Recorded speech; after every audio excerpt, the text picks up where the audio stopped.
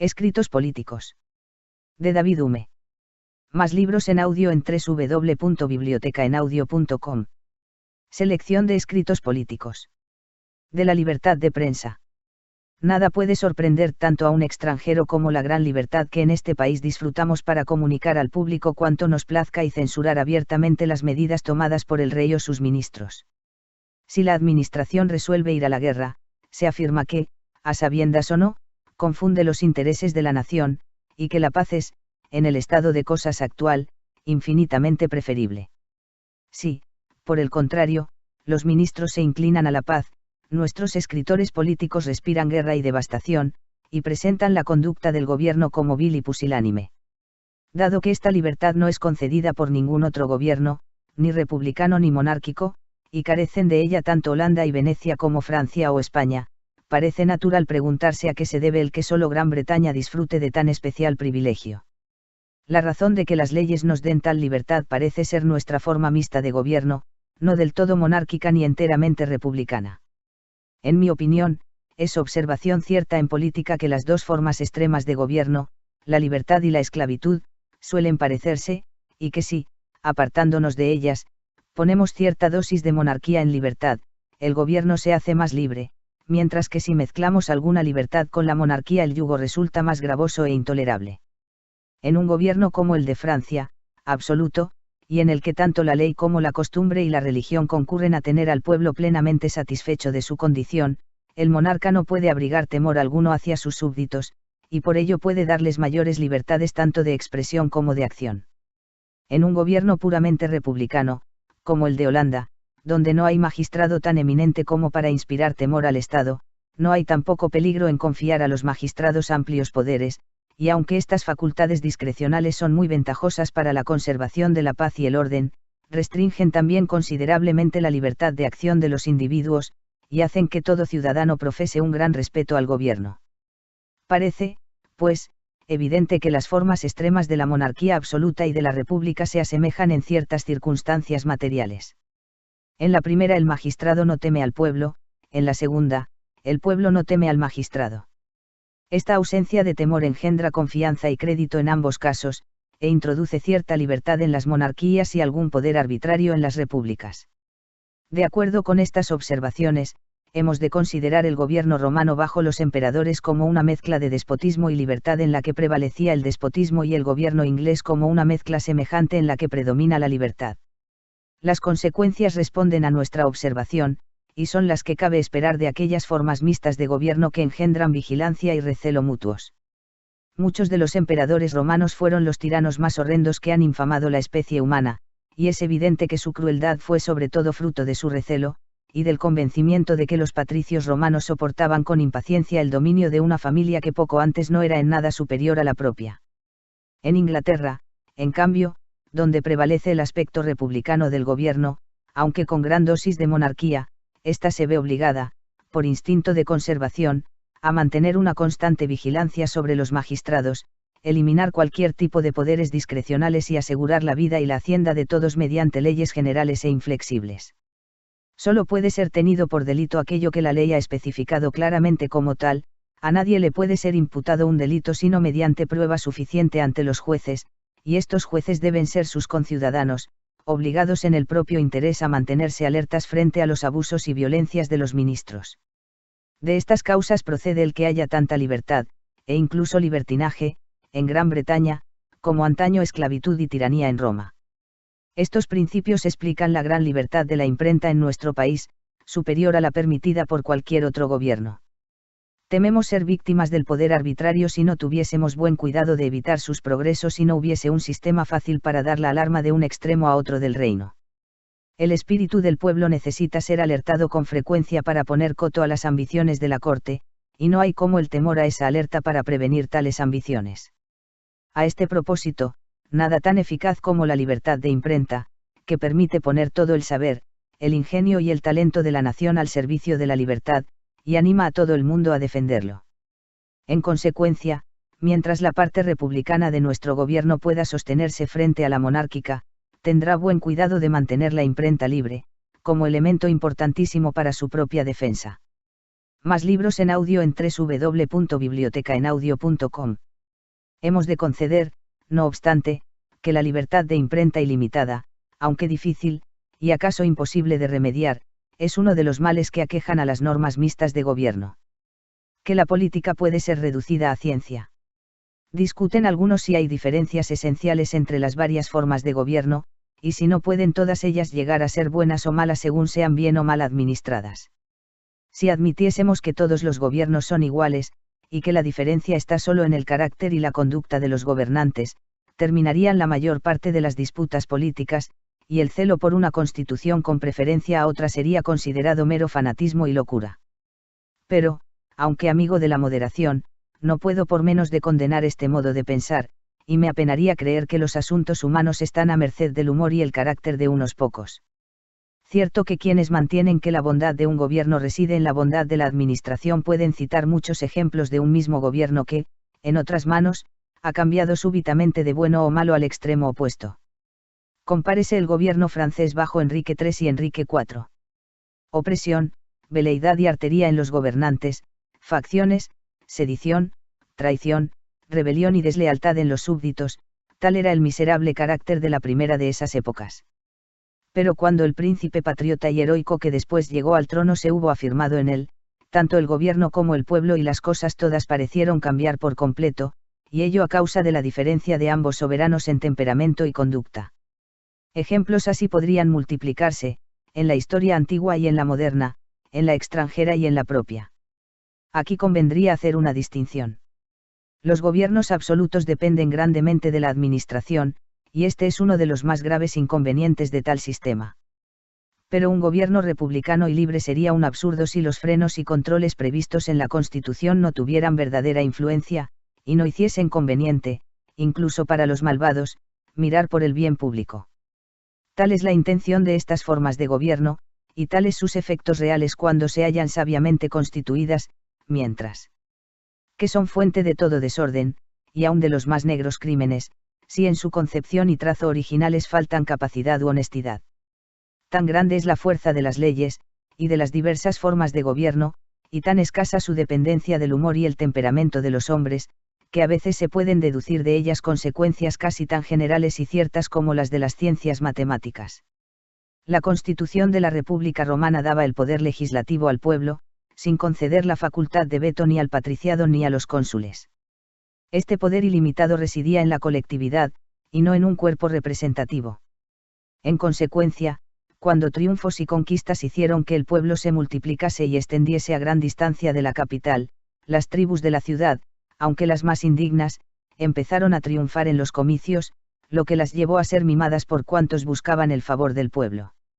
Se vieron así mantenidas en la holganza por la distribución gratuita de grano y los sobornos que recibían de la mayoría de los candidatos, lo que las hizo cada día más licenciosas, y convirtió el campo de Marte, planicie que se extendía entre el río Tíber y las afueras de Roma, donde se celebraban asambleas del pueblo romano para elegir magistrados, deriva su nombre de un altar dedicado al dios Marte que se encontraba allí en escenario de continuos tumultos y sediciones.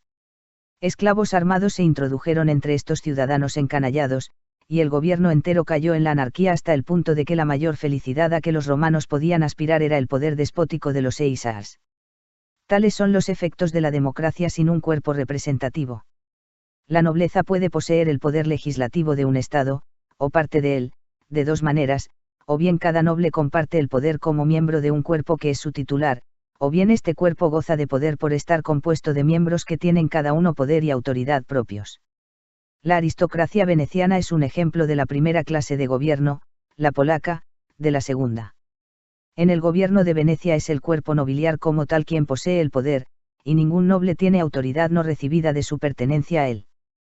Por el contrario, en el gobierno polaco cada noble, a través de sus feudos, posee autoridad hereditaria sobre un cierto número de vasallos, y el estamento nobiliario no tiene otra autoridad que la procedente de la concurrencia de sus miembros. La diferencia en el funcionamiento y las tendencias de ambas especies de gobierno resulta aparente incluso a priori. Una nobleza de tipo veneciano es preferible a otra de tipo polaco, dado lo mucho que varían el humor y la educación de los hombres. La nobleza que posee el poder en común conservará la paz y el orden, tanto en su seno como entre sus súbditos, y ninguno de sus miembros gozará de la autoridad suficiente para manejar la ley a su capricho. Los nobles mantendrán su autoridad sobre el pueblo, pero sin tiranía ni quebranto para la propiedad privada, porque un gobierno tiránico no conviene a los intereses de todos ellos aunque algunos puedan preferirlo. Habrá una distinción de rango entre la nobleza y el pueblo, pero será la única que exista en el país. La nobleza entera formará un solo cuerpo y todo el pueblo otro, sin esas pugnas y animosidades internas que siembran la ruina y la desolación. Es fácil, pues, ver las desventajas de una nobleza a la polaca. Un gobierno libre puede constituirse de tal manera que una sola persona, llámese dogo, príncipe o rey, posea gran parte del poder, y sirva de equilibrio o contrapeso adecuado a los demás órganos de la legislatura. Este primer magistrado podrá ser electivo o hereditario, y aunque el primero de estos sistemas puede, a primera vista, parecer el más ventajoso, un examen atento descubre en él mayores inconvenientes que en el segundo, y nacidos además de causas y principios eternos e inmutables.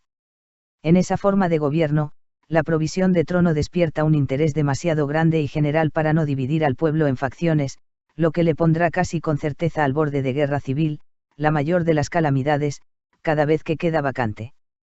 El príncipe elegido puede ser un extranjero o un natural del país. El primero sabrá muy poco del pueblo al que va a gobernar.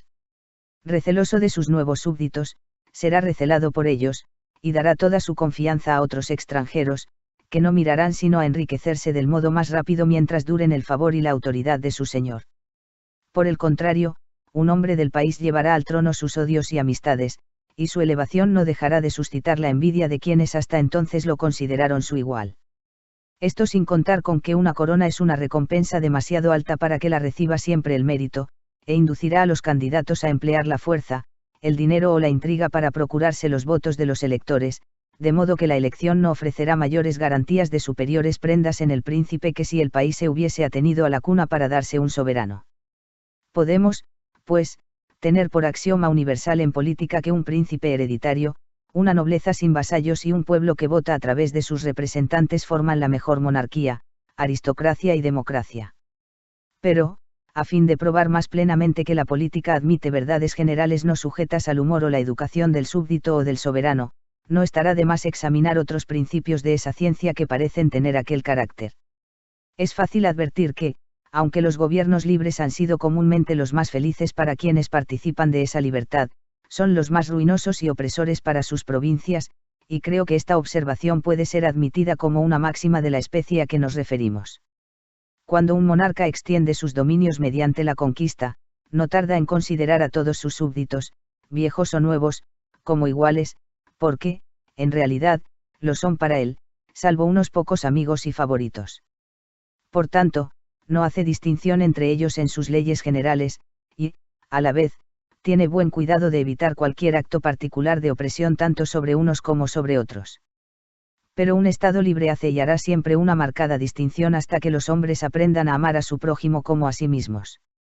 En semejante gobierno, los conquistadores son a la vez legisladores, y tendrán buen cuidado de preparar las cosas para, mediante restricciones al comercio e impuestos, obtener de sus conquistas ventajas personales al lado de las públicas.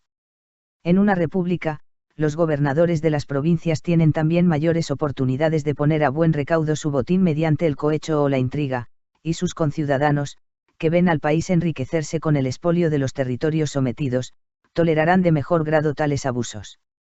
Esto sin contar con que es precaución necesaria en un Estado libre cambiar con frecuencia a los gobernadores, lo que obliga a estos tiranos temporales a ser más expeditos y rapaces, a fin de acumular suficientes riquezas antes de ceder el puesto al sucesor. ¿Qué tiranos tan crueles fueron los romanos mientras duró su imperio sobre el mundo? Si pasamos a los tiempos modernos, hallaremos que la afirmación sigue vigente. Las provincias de monarquías absolutas son siempre mejor tratadas que las de los estados libres. Hay una observación de Maquiavelo, referida a las conquistas de Alejandro Magno, que creo puede ser considerada como una de esas verdades políticas que ni el tiempo ni los accidentes logran cambiar. Parecerá extraño, dice aquel político, que conquistas tan rápidas como las de Alejandro pudieran ser poseídas de modo tan pacífico por sus sucesores, y que, durante los disturbios y guerras civiles que tuvieron lugar entre los griegos, los persas no se esforzasen nunca por recobrar su antiguo gobierno independiente. Para explicarnos la causa de hecho tan notable, debemos considerar que un monarca puede gobernar a sus súbditos de dos maneras: puede seguir las máximas de los príncipes orientales y extender su autoridad hasta no dejar diferencia alguna de rango entre sus súbditos que no proceda inmediatamente de él, acabando con los privilegios de cuna, los honores y posesiones hereditarios y, en una palabra, con cualquier ascendiente sobre el pueblo que no sea conferido por él, o bien puede ejercer su poder de modo más suave, como hacen tantos príncipes europeos, y permitir que haya otras fuentes de honor que su favor y benevolencia, tales como el nacimiento, los títulos, las posesiones, el valor, la integridad, el saber o las grandes acciones. En la primera especie de gobierno el país conquistado no logra nunca sacudirse el yugo, porque no hay entre el pueblo nadie con ascendiente y autoridad suficientes para iniciar la rebeldía, mientras que, en la segunda, el menor revés o desacuerdo de los vencedores animará a los vencidos a tomar las armas, pues tienen jefes capaces de aprestarlos a cualquier empresa y guiarlos en ella. Tal es el razonamiento de Maquiavelo, que encuentro sólido y concluyente, aunque preferiría que no hubiese mezclado en él cosa tan incierta como el afirmar que las monarquías gobernadas a la manera oriental, aunque más fáciles de conservar una vez sometidas, son las más difíciles de conquistar, porque no puede haber en ellas súbditos poderosos cuyo descontento y bandería pueda facilitar las empresas del enemigo.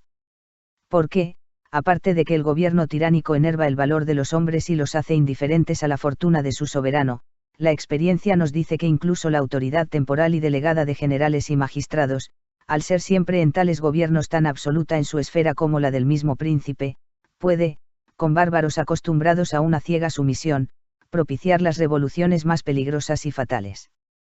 De modo que, en todos los aspectos, un gobierno suave es preferible y da mayor seguridad tanto al soberano como al súbdito.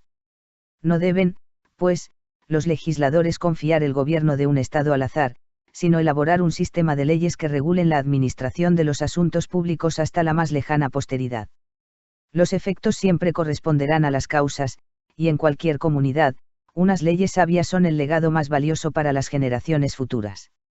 En el más insignificante tribunal u oficina, las formas y métodos establecidos para tramitar los asuntos suponen un freno considerable a la natural depravación humana. ¿Por qué no habría de ser lo mismo en los negocios públicos? Podemos atribuir la estabilidad del gobierno veneciano a través de los siglos a otra cosa que a su forma. ¿Y acaso no es fácil señalar los defectos de la constitución fundacional que provocaron los tumultuosos gobiernos de Atenas y Roma y llevaron al fin a la ruina a estas dos famosas repúblicas? La cuestión depende tampoco del temperamento y la educación de las personas que, en una misma república, unos asuntos pueden ser llevados con el mayor acierto y otros de la manera más errónea por los mismos hombres, debido solo a las diferencias en la forma de las instituciones por las que unos y otros se rigen. Las épocas de más alto espíritu público no siempre sobresalen por las virtudes privadas. Unas buenas leyes pueden dar orden y moderación al gobierno allí donde hábitos y costumbres han inculcado escasa humanidad y justicia en el temperamento de las gentes. El período más ilustre de la historia romana, desde el punto de vista político, es el de las guerras púnicas, cuando el necesario equilibrio entre la nobleza y el pueblo se lograba mediante las decisiones de los tribunos y no se había perdido aún por la excesiva extensión de las conquistas. Pero, en esa misma época, la horrible práctica del envenenamiento era tan común que, durante parte de su actuación en cierta región de Italia, un pretor castigó con la pena capital por ese crimen a más de 3.000 personas, mientras las denuncias de tales hechos seguían lloviendo sobre él. Un ejemplo semejante, o aún peor, lo hallamos en los primeros tiempos de la República, tan depravado era en su vida particular aquel pueblo al que tanto admiramos en su historia. Estoy seguro de que fueron mucho más virtuosos en la época de los triunviratos, cuando despedazaban la patria común y sembraban la muerte y la desolación en la faz de la tierra por el solo capricho de sus tiranos. Hay en ello motivo suficiente para mantener con el mayor celo en todo Estado libre aquellas formas e instituciones que aseguran la libertad, satisfacen al bien público y frenan y castigan la avaricia y la ambición de los particulares. Nada honra tanto a la naturaleza humana como el verla capaz de tan noble pasión, de igual modo que nada puede ser en un hombre mayor indicio de un corazón ruin que el estar falto de ella. El que solo se ama a sí mismo, sin consideración para la amistad y el deber, merece la más severa repulsa, pero quien, aun siendo capaz de amistad, no tiene espíritu público ni amor a la comunidad, carece de la virtud más esencial. No es esta materia en la que necesitemos insistir ahora. En ambos bandos sobran fanáticos que encienden las pasiones de sus seguidores y, socapa de bien público, persiguen intereses y fines partidistas. Por lo que a mí respecta, me sentiré siempre más inclinado a fomentar la moderación que el celo, aunque quizá el modo más seguro de lograr la moderación en los partidos sea aumentar nuestro celo por la cosa pública. Procuremos, por tanto, extraer de la anterior doctrina una lección de moderación para los partidos en que nuestra nación se encuentra hoy dividida, aunque sin permitir que ella sofoque la apasionada diligencia con que todo individuo debe perseguir el bien de su país. pp 8 a 17. De los primeros principios del gobierno. Nada más sorprendente para quienes consideran con mirada filosófica los asuntos humanos que la facilidad con que los muchos son gobernados por los pocos, y la implícita sumisión con que los hombres resignan sus sentimientos y pasiones ante los de sus gobernantes. Si nos preguntamos por qué medio se produce este milagro, hallaremos que, pues la fuerza está siempre del lado de los gobernados, quienes gobiernan no pueden apoyarse sino en la opinión, es, por tanto, el único fundamento del gobierno, y esta máxima alcanza lo mismo a los gobiernos más despóticos y militares que a los más populares y libres. El sultán de Egipto o el emperador de Roma pueden manejar a sus inermes súbditos como a simples brutos, a contrapelo de sus sentimientos e inclinaciones, pero tendrán, al menos, que contar con la adhesión de sus mamelucos o de sus cohortes pretorianas. Los mamelucos eran miembros del cuerpo militar encargados de la protección del sultán, que se apoderaron del trono de Egipto en 1254 y conformaron la clase regente de tal país hasta el siglo XVIII. Las cohortes pretorianas fueron el cuerpo de guardaespaldas de los emperadores de Roma. NDL. La opinión puede ser de dos clases, según se basa en el interés o en el derecho. Por mi opinión interesada entiendo sobre todo la derivada de las ventajas generales que proporciona el gobierno, unidas al convencimiento de que el imperante es tan beneficioso en este aspecto como cualquier otro que pudiera implantarse sin gran esfuerzo. Cuando esta opinión prevalece entre la mayoría de un Estado, o entre quienes tienen la fuerza en sus manos, confiere gran seguridad a cualquier gobierno. El derecho es de dos clases, derecho al poder y derecho a la propiedad. El ascendiente que aquel primer concepto tiene sobre la humanidad se comprenderá fácilmente observando el afecto que todas las naciones profesan a su gobierno tradicional, e incluso a aquellos nombres que han obtenido la sanción de la antigüedad. Lo que tiene a su favor el peso de los años suele parecer justo y acertado, y por malo que sea nuestro concepto de la especie humana, siempre la veremos prodigar su sangre y sus bienes en el sostenimiento de la justicia pública.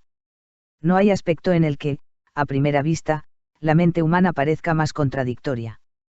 Cuando los hombres militan en una facción, son capaces de olvidar, sin vergüenza ni remordimientos, los dictados del honor y la moral para servir a su partido, y, sin embargo, cuando forman bando en torno a un punto de derecho o un principio no hay ocasión en que demuestren mayor empeño y un sentido más decidido de la justicia y la equidad. Una misma disposición social de los humanos provoca esta aparente contradicción. Fácilmente se comprende que el derecho de propiedad es importante en todas las cuestiones de gobierno. Un destacado autor ha hecho de la propiedad el fundamento del gobierno y la mayoría de nuestros escritores políticos parecen inclinados a seguirle. Esto es llevar la cuestión demasiado lejos, pero hemos de conceder que las ideas sobre el derecho de la propiedad tienen gran influencia en esta materia. En consecuencia, todos los gobiernos se basan en estos tres conceptos del interés público, el derecho al poder y el derecho de propiedad, y en ellos se funda también toda autoridad de los pocos sobre los muchos. Hay, sin duda, otros principios que refuerzan estos, y determinan, limitan o alteran sus efectos, tales como el egoísmo, el temor y el afecto, pero podemos afirmar que por sí solos carecen de influencia y suponen la previa de los ya mencionados. Deben, por tanto, ser considerados como principios secundarios del gobierno. Porque comenzando con el egoísmo, por el que me refiero a la esperanza de particulares recompensas, distintas de la protección general que recibimos del gobierno, es evidente que antes ha de hallarse establecida, o en vías de serlo, la autoridad del magistrado que suscita aquella esperanza. La perspectiva de recompensa puede aumentar su autoridad sobre ciertas personas, pero nunca ser causa de ella frente al público. Los hombres esperan los favores de sus amigos y conocidos y, por tanto, las esperanzas de un número considerable de personas de un Estado no se centrarán nunca en un determinado grupo de hombres si estos no tienen otro título a la magistratura y carecen de otro ascendiente sobre las opiniones humanas. La misma observación puede extenderse a los otros dos principios, el temor y el afecto. Nadie tendría por qué temer la furia de un tirano si éste no tuviese sobre nadie otra autoridad que la del miedo, puesto que, como individuo, su fuerza corporal no puede ser mucha, y cualquier otro poder que posea ha de basarse en nuestra opinión o en la de otros. Y aunque el afecto a la sabiduría y la virtud de un soberano llega a ser general y ejerce gran influencia, el que lo merece necesita ser reconocido previamente como investido de un carácter público, pues de otro modo tal estimación de nada le servirá ni su virtud tendrá influencia más allá de un pequeño círculo. Un gobierno puede durar siglos aunque el peso del poder y el de la propiedad no coincida. Esto ocurre principalmente cuando algún estamento o clase del país ha llegado a tener gran parte de la propiedad, pero, por la primitiva constitución del gobierno, no participa en el poder. ¿Con qué derecho podría un individuo de esa clase asumir autoridad en los asuntos públicos? Dado que los hombres suelen tener gran apego a su gobierno tradicional, no es de esperar que el pueblo favorezca tales usurpaciones. Pero donde la Constitución concede algún poder, por pequeño que sea, a una clase de personas que poseen gran parte de la propiedad, es fácil para ellas ir ampliando su autoridad, hasta hacer que el peso del poder coincida con el de la riqueza. Este ha sido el caso de la Cámara de los Comunes en Inglaterra. La mayoría de los autores que han tratado del gobierno británico han supuesto que, pues la Cámara Baja representa a todos los comunes de Gran Bretaña, su peso en la balanza es proporcionado a la propiedad y el poder de aquellos a quienes representa. Este principio no ha de ser aceptado como absolutamente cierto, porque, aunque el pueblo está más dispuesto a dar su apoyo a la Cámara de los Comunes que a cualquier otro órgano de la Constitución, por ser los miembros de esa Cámara elegidos por ellos para que los representen y sean defensores públicos de su libertad, hay casos en que la Cámara, aun oponiéndose a la corona, no ha sido seguida por el pueblo, como ocurrió de modo notorio con la Cámara de los Comunes Tory del reinado de Guillermo. Hume se refiere al conflicto entre Guillermo III y la Cámara de los Comunes entre 1698 y 1701. El sentido popular estaba del lado del rey en este conflicto relativo al fortalecimiento de la seguridad de Europa e Inglaterra frente al ascendente poder de Luis XIV de Francia. Muy otro sería el caso si, como sucede con los diputados holandeses, sus miembros estuvieran obligados a recibir instrucciones de sus electores. Si un poder y unas riquezas tan inmensos como los de todos los comunes de Gran Bretaña fuesen puestos en la balanza, es difícil creer que la corona pudiese influir en tal multitud de personas o contrarrestar el peso de sus propiedades. Cierto que la corona tiene gran influencia sobre el cuerpo colectivo en las elecciones de diputados, pero si esta influencia, que hoy se ejerce solo una vez cada 7 años, se utilizase para persuadir al pueblo a cada votación, pronto se agotaría, sin que hubiese ingenio, popularidad o rentas capaces de evitarlo. Ello me hace pensar que una alteración en este extremo provocaría un cambio total en nuestro gobierno, y no tardaría en transformarlo en una república, quizá de formas nada inconvenientes. Porque aunque el pueblo, reunido en un solo cuerpo como el de las tribus romanas, sea muy poco apto para el gobierno, cuando se haya disperso en otros menores es más susceptible de razón y orden, la fuerza de las corrientes y oleadas populares se quiebra en mayor medida, y es posible trabajar por el interés público con algún método y constancia. Pero no hace falta proseguir el razonamiento sobre una forma de gobierno que no es probable llegue a existir nunca en Gran Bretaña, y que no parece ser el ideal de ninguno de nuestros partidos. Cuidemos y mejoremos nuestro gobierno tradicional cuanto sea posible, sin fomentar la pasión por tan peligrosas novedades. Del origen del gobierno. El hombre, nacido en el seno de una familia, ha de mantener la vida social por necesidad, inclinación natural y hábito. Esa misma criatura, a medida que progresa, se ve impelida a establecer la sociedad política, a fin de administrar justicia, sin la cual no puede haber paz, seguridad ni relaciones mutuas. Debemos, pues, considerar que toda la vasta máquina de nuestro gobierno no tiene en última instancia otro objeto a propósito que administrar justicia o, en otras palabras, servir de soporte a los 12 jueces. Reyes y parlamentos, armadas y ejércitos, funcionarios de la corte y el tesoro, embajadores, ministros y consejeros privados, todos se hallan subordinados en sus fines a esta parte de la administración. Incluso el clero, en la medida en que su deber lo llama a inculcar la moralidad, puede justamente ser considerado, en lo que hace a este mundo, sin otro objeto útil para su ministerio. Todos comprenden la necesidad de la justicia para mantener la paz y el orden como comprenden lo necesario de la paz y el orden para el mantenimiento de la sociedad. Y sin embargo, a pesar de una necesidad tan grande y obvia, tan frágil o perverso es nuestro natural, resulta imposible mantener a los hombres fieles y constantes en la senda de la justicia. Puede haber circunstancias extraordinarias en las que un hombre advierta que su interés gana más mediante el fraude o la rapiña de lo que pierde a causa de la herida que su conducta injusta infiere al cuerpo social, pero con mucho mayor frecuencia es arrastrado a abandonar sus intereses verdaderos, pero lejanos, encandilado por tentaciones presentes, aunque a menudo insustanciales. Es esta una grande e incurable debilidad de la naturaleza humana. Los hombres deben tratar de paliar lo que no pueden remediar. Han de instituir ciertas personas que, con el nombre de magistrados, tengan por peculiar oficio señalar los dictados de la equidad, castigar a los transgresores, corregir el fraude y la violencia y obligar a los hombres, mal que les pese, a atender a sus intereses verdaderos y permanentes. En una palabra, la obediencia es un nuevo deber inventado para apuntalar el de la justicia, y los compromisos de la equidad han de ser reforzados por los de la subordinación. Pero aún así, y considerando las cosas a una luz abstracta, puede pensarse que nada se gana con esta alianza, y que el deber ficticio de la obediencia tiene, por su misma naturaleza, una influencia tan escasa sobre el espíritu humano como el primitivo y natural deber de la justicia.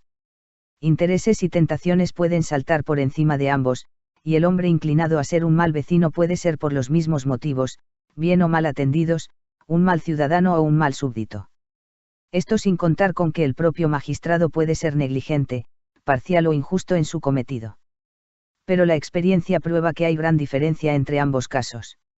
Hallamos que el orden de la sociedad se mantiene mucho mejor por medio del gobierno, mientras que nuestro deber hacia el magistrado es más estrictamente guardado por los principios de la naturaleza humana que nuestro deber hacia nuestros conciudadanos. El amor al mando es tan fuerte en el corazón del hombre que muchos no solo sucumben a él, sino que anhelan los peligros, fatigas y desvelos del gobierno, y una vez elevados a esa condición, aunque a menudo por el acicate de sus pasiones personales, suelen encontrar un visible interés en la administración imparcial de la justicia. Las personas que primero alcanzan esta distinción, por consentimiento tácito o expreso del pueblo, han de estar dotadas de altas prendas personales de valor, fuerza, integridad y prudencia, que merezcan respeto y confianza, y una vez establecido el gobierno, son las consideraciones de cuna, rango y condición las que tienen gran influencia sobre los hombres, y refuerzan los decretos del magistrado. El príncipe o jefe clama contra cualquier desorden que perturbe a su sociedad. Conmina a sus partidarios y a todos los hombres honrados a ayudarle en su corrección y enmienda, y aun las personas indiferentes le secundan de buen grado en los deberes de su cargo. Pronto llega a poder recompensar estos servicios, y a medida que progresa la sociedad, nombra subordinados y a menudo una fuerza militar, que tienen interés inmediato y notorio en sostener su autoridad. El hábito no tarda en consolidar lo que otros principios de la naturaleza humana habían imperfectamente creado, y los hombres, hechos a la obediencia, no piensan ya en apartarse del camino seguido por ellos y sus antepasados, y en el que los mantienen tantos motivos apremiantes y palmarios. Pero aunque este curso de las cosas humanas puede parecer cierto e inevitable, y aunque el apoyo que la sumisión da a la justicia se base en principios evidentes de nuestra naturaleza, no puede esperarse que los hombres sean capaces de descubrirlos de antemano, o de prever sus consecuencias.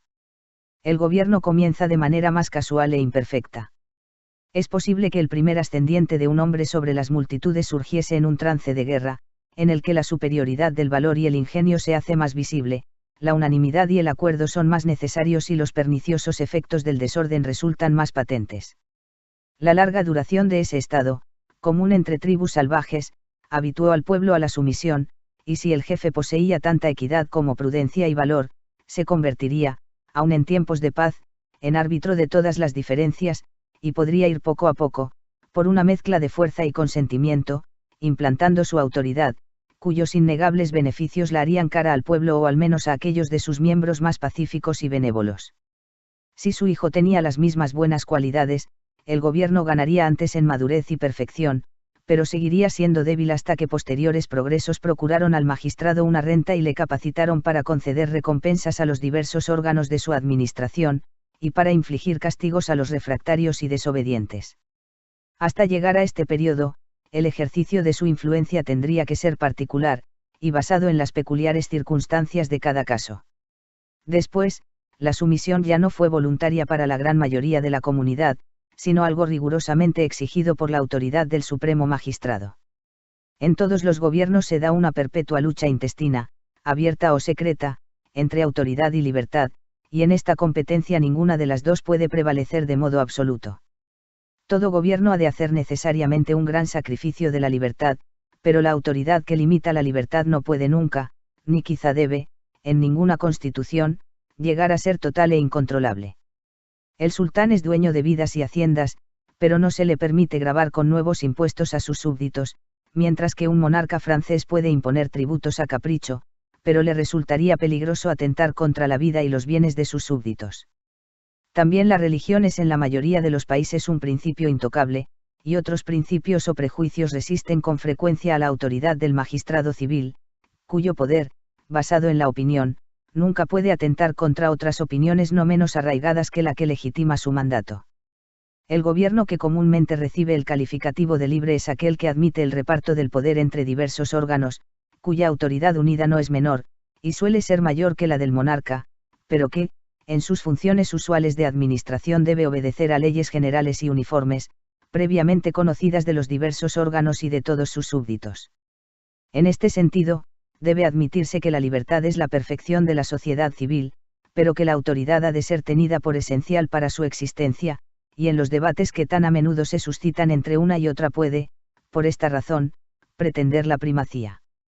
Aunque acaso alguien diga, y no le faltaría razón, que una circunstancia esencial para la existencia de la sociedad civil se mantendrá siempre por sí misma, y no necesita ser guardada con tanto celo como otra que solo contribuye a su perfección, y que la indolencia de los hombres tiende a descuidar, como su ignorancia a pasarla por alto. pp 26-29. De la independencia del Parlamento. Los escritores políticos han establecido como máxima que, al elaborar un sistema de gobierno y fijar los diversos contrapesos y cautelas de la Constitución, debe suponerse que todo hombre es un bellaco, y no tiene otro fin en sus actos que el interés personal. Mediante este interés hemos de gobernarlo, y con él como instrumento obligatorio, a pesar de su insaciable avaricia y ambición, a contribuir al bien público. Sin esto, dicen, en vano nos enorgulleceremos de las ventajas de una Constitución, pues al final resultará que no tenemos otra seguridad para nuestras libertades y haciendas que la buena voluntad de nuestros gobernantes, es decir, ninguna. Es, por tanto, una acertada máxima política la de que todo hombre ha de ser tenido por un bribón, aunque, a la vez, no deja de parecer extraño que pueda ser verdadera en política una máxima que es falsa en la realidad. Para explicárnoslo, podemos considerar que los hombres suelen ser más honrados en su conducta privada que en la pública, y llegarán más lejos por servir a un partido que cuando solo se trata de su interés personal. El honor es un gran freno para el hombre, pero cuando multitud de personas actúan de consuno este freno desaparece en buena parte, porque cada cual está seguro de la aprobación de su partido en aquellas acciones que redundan en interés común, y pronto se acostumbra a despreciar las quejas de los adversarios. A lo que podemos añadir que toda asamblea o senado toma sus decisiones con arreglo al voto mayoritario, de modo que basta con que el interés privado influya en la mayoría, como siempre sucederá, para que el senado entero siga los dictados de ese interés particular y actúe como si no hubiese en él un solo miembro con la menor consideración por los intereses y libertades públicos. Por tanto, cuando se ofrece a nuestra censura y examen un plan de gobierno, real o imaginario, en el que el poder se haya dividido entre diversas asambleas y estamentos, hemos de considerar siempre el interés particular de cada uno de ellos, y si resulta que, a causa de una hábil división del poder, ese interés debe necesariamente coincidir en la práctica con el bien público, podemos afirmar que se trata de un sistema prudente y acertado. Si, por el contrario, el interés privado carece de contrapesos y no se le encamina al bien público, no podremos esperar de ese gobierno más que luchas, desórdenes y tiranía. En esta opinión me asiste tanto la experiencia como la autoridad de todos los filósofos y políticos, antiguos y modernos. ¿Cuál no hubiera sido la sorpresa de hombres como Cicerón o Tácito si alguien les hubiese dicho que en el futuro surgiría un sistema regular de gobierno mixto, en el que la autoridad estaría distribuida de tal modo que un estamento social podría, a su antojo, engullir a los demás, y asumir todo el poder de la Constitución? Semejante gobierno, hubiesen dicho, no será mixto, porque la ambición de los hombres es tan grande que nunca están satisfechos con el poder que tienen, y si una clase de personas puede usurpar el de las demás, sin duda lo hará, y llegará a poseerlo tan absoluto e incontrolable como le sea posible. Pero la experiencia nos muestra que hubiesen errado al pensar así, porque este es hoy el caso de la Constitución británica. La parte de poder concedida por nuestra Constitución a la Cámara de los Comunes es tan grande que le permite imperar de modo absoluto sobre los demás órganos del gobierno. El poder legislativo del rey es un contrapeso insuficiente, pues, aunque el monarca tiene el derecho de veto en la elaboración de las leyes, en la práctica se le concede tan poca importancia que cuanto es aprobado por ambas cámaras se tiene la seguridad de que encarnará en una ley, y la aprobación real es poco más que un formulismo. El peso principal de la corona reside en el poder ejecutivo, pero, aparte de que este poder se halla en los gobiernos completamente subordinado al legislativo, su ejercicio requiere un gasto inmenso, y los comunes han hecho suyo el derecho exclusivo de conceder créditos. Qué fácil sería, pues, para la Cámara arrebatar a la corona todos sus poderes, uno tras otro, condicionando cada crédito y eligiendo el momento en que su negativa a concederlo ponga en aprietos al gobierno sin dar por ello ventajas sobre nuestro país a las potencias extranjeras. Si la Cámara de los Comunes dependiese de modo análogo del rey, y ninguno de sus miembros tuviese otros bienes que los procedentes de sus mercedes, no sería el monarca árbitro de sus resoluciones y, por tanto, absoluto. En cuanto a la Cámara de los Lores, constituye un poderoso apoyo para la corona, dado que sus miembros son, a su vez, sostenidos por ella, pero la experiencia y la razón nos dicen que no tienen fuerza ni autoridad suficientes para mantenerse sin tal apoyo. ¿Cómo se resuelve esta paradoja? ¿Por qué medios es este órgano de nuestra Constitución confinado en sus límites, dado que, por esa misma Constitución, tendrá tanto poder como desee, y solo él mismo puede limitarse? ¿Cómo casa esto con nuestra experiencia de la naturaleza humana? Responderé que el interés corporativo se ve aquí restringido por el individual, y que la Cámara de los Comunes no amplía sus poderes porque tal usurpación sería contraria al interés de la mayoría de sus miembros. La corona tiene tantos cargos a su disposición que, mientras cuente con el apoyo de la parte honesta y desinteresada de la Cámara, dominará siempre sus resoluciones, al menos en la medida suficiente para librar de peligros a la Constitución tradicional. Podemos dar a esta influencia el nombre que se nos antoje, calificarla incluso de corrupción y vasallaje, pero es en cierto grado y especie inseparable de la propia naturaleza de la Constitución, y necesaria para la conservación de nuestro gobierno mixto. Las cuestiones que se refieren al justo medio entre dos extremos son difíciles de decidir, tanto porque no es fácil hallar palabras apropiadas para establecer ese medio como porque el bien y el mal, en tales casos, se funden de modo tan gradual uno en el otro que hacen nuestros pareceres dudosos e inciertos. Pero el caso presente ofrece una dificultad peculiar que embarazaría al escrutador más avisado e imparcial. El poder de la corona se encarna siempre en una persona, rey o ministro, y como ésta puede tener un grado mayor o menor de ambición, capacidad, valor, popularidad o fortuna, el poder, excesivo en unas manos, puede llegar a ser insignificante en otras. En las repúblicas puras, donde la autoridad se halla distribuida entre diversas asambleas o senados, las cautelas y contrapesos actúan de un modo más regular, porque los miembros de esas asambleas pueden suponerse casi iguales en capacidad y virtud, de modo que solo su número, riqueza o autoridad han de tomarse en consideración. Pero una monarquía limitada no admite tal estabilidad, ni es posible asignar a la corona el grado de poder necesario para que, en unas u otras manos, represente un contrapeso apropiado para los demás órganos de la Constitución. Es esta una desventaja inevitable, entre las muchas ventajas que adornan a tal especie de gobierno. Si el gobierno británico se inclina más a la monarquía absoluta o a una república,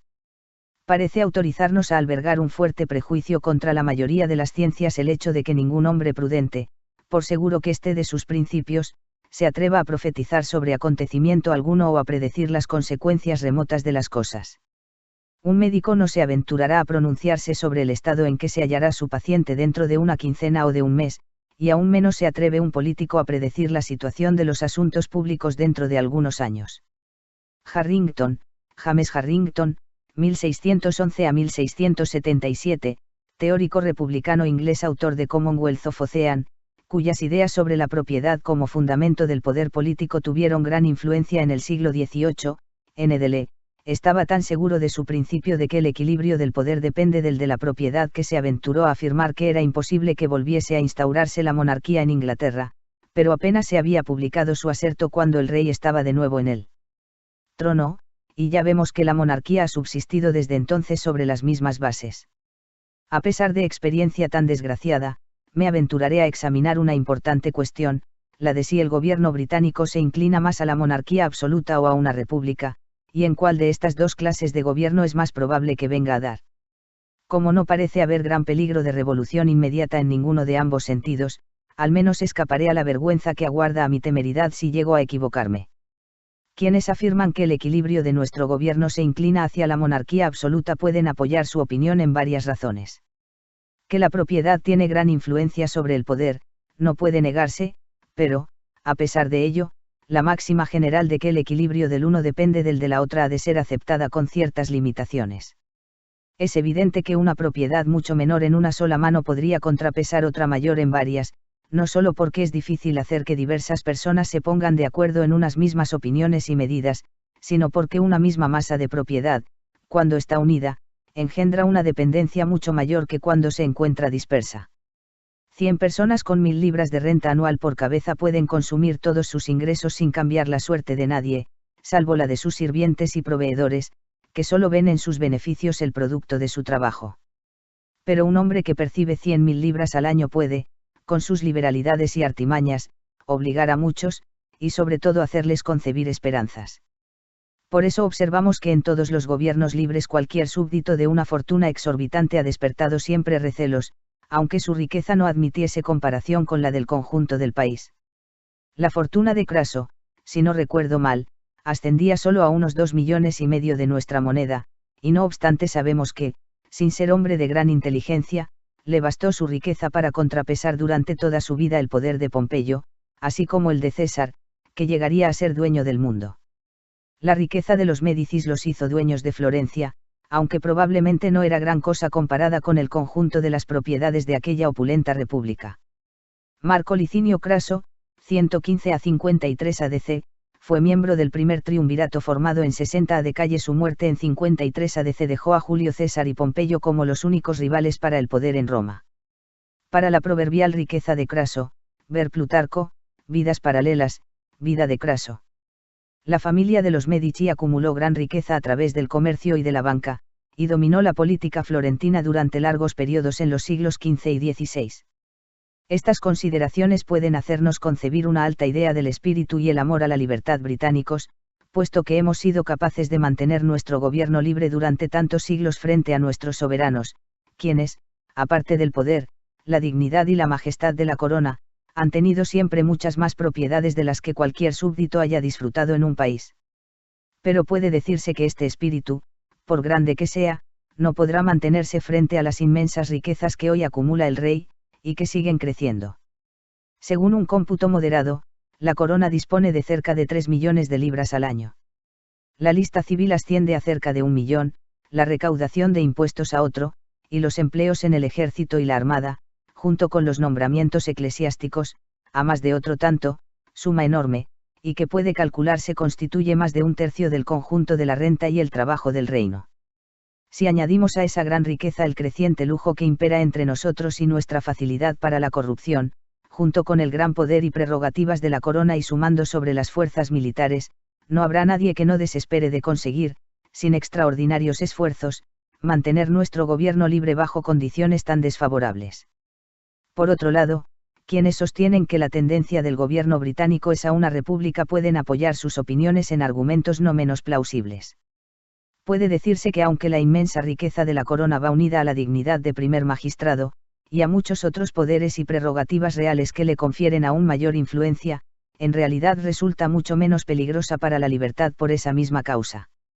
Si Inglaterra fuese una república y hubiera algún particular que tuviese una renta de 1/3, o incluso de 1/10 de la que hoy tiene la corona, provocaría con justicia recelo, porque tendría inevitablemente gran autoridad sobre el gobierno, y tal autoridad irregular, no confesada por las leyes, es siempre más peligrosa que otra mucho mayor fundada en ellas. El que posee un poder usurpado no puede poner límites a sus pretensiones. Sus partidarios están autorizados a esperarlo todo a su favor, sus enemigos provocan su ambición a la vez que sus temores, por lo violento de su oposición, y cuando el gobierno entra en fermentación, todos los humores corruptos del país se reúnen de modo natural en torno a él. Por el contrario, una autoridad legal, por grande que sea, tiene siempre ciertos límites, que ponen coto a las esperanzas y pretensiones de quien la posee, las leyes no dejarán de haber provisto remedio contra sus excesos. Un magistrado tan eminente tiene mucho que temer, y poco que esperar, de sus usurpaciones, y como su autoridad legítima es sosegadamente acatada, tiene tan pocas tentaciones como oportunidades de extenderla. Por otro lado, ocurre con los fines y proyectos ambiciosos lo que con las sectas en filosofía y religión. Toda nueva secta provoca tal efervescencia, y es combatida y defendida con el ardor que indefectiblemente se extiende más deprisa y multiplica sus partidarios con mayor rapidez que cualquier opinión aceptada de antiguo, y recomendada por la sanción de las leyes y de los siglos. Es tal la naturaleza de la novedad que lo que gusta, gusta doblemente si es nuevo, pero si disgusta lo hace también doblemente por la misma razón. Y en la mayoría de los casos, la violencia de los enemigos es tan favorable para los proyectos ambiciosos como el celo de los partidarios. Puede decirse, además, que aunque los hombres están en gran medida gobernados por el interés, este, como todas las cosas humanas, se guía siempre por la opinión. Ahora bien, las opiniones han experimentado un cambio súbito y notable en los últimos 50 años, debido al progreso de las luces y la libertad. La mayoría de los habitantes de esta isla se han despojado de todo respeto supersticioso hacia el nombre y la autoridad, el clero ha perdido gran parte de su crédito, sus pretensiones y doctrinas han sido puestas en ridículo y la propia religión apenas puede mantenerse en el mundo.